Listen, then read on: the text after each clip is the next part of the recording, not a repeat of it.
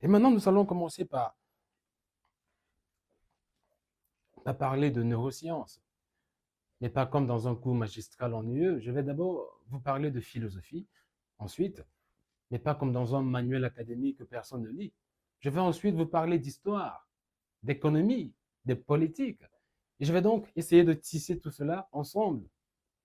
Parce que c'est comme ça que la réalité fonctionne. La réalité ne se découpe pas en discipline. Ce sont les universités qui font ce genre d'erreur.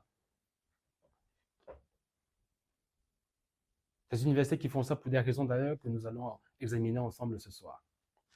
Mais d'abord, mais d'abord, il faut qu'on pose les fondements. Il faut qu'on commence par le commencement, si vous me permettez ce, ce pléonasme. Le cerveau humain, d'accord? Le cerveau humain, cet organe magique. Vous savez, la plupart des gens pensent connaître leur cerveau. Ils ont entendu parler de neurones, de synapses, peut-être même, hein, par chance, de neuroplasticité. Ils ont regardé un documentaire sur Netflix. Ils pensent alors tout savoir. Pourtant, ils ne savent guère. Parce que la neuroscience moderne, ce que la neuroscience moderne a découvert sur le cerveau de l'enfant entre 0 et 7 ans est probablement l'une des choses les plus extraordinaires que la science ait jamais produites. Et pourtant, presque personne n'en parle. Pas vraiment, pas avec la gravité que cela mérite, à mon sens. Il y a un état cérébral, un état électrique, neurologique, mesurable sur un EEG, qu'on appelle donc l'état θ. Donc, EEG, son électroencéphalogramme.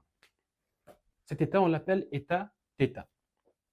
Les adultes les plus entraînés, les moines bouddhistes après des années de méditation, les artistes dans les moments de flow extrême les plus profonds accèdent parfois à cet état, momentanément, avec effort, avec discipline, après des années de pratique et donc d'entraînement.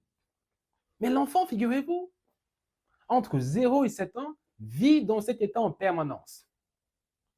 C'est son état de base.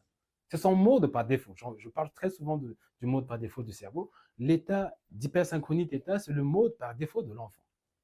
Ce que le moine cherche toute sa vie, l'enfant le possède en se réveillant chaque matin. Et dans cet état, le cerveau ne filtre pas, il n'évalue pas, il n'hésite pas, il absorbe, il connecte, il intègre, il crée des structures neuronales d'une densité et d'une vitesse que le cerveau adulte ne peut plus reproduire. Jamais. Mais alors, plus jamais.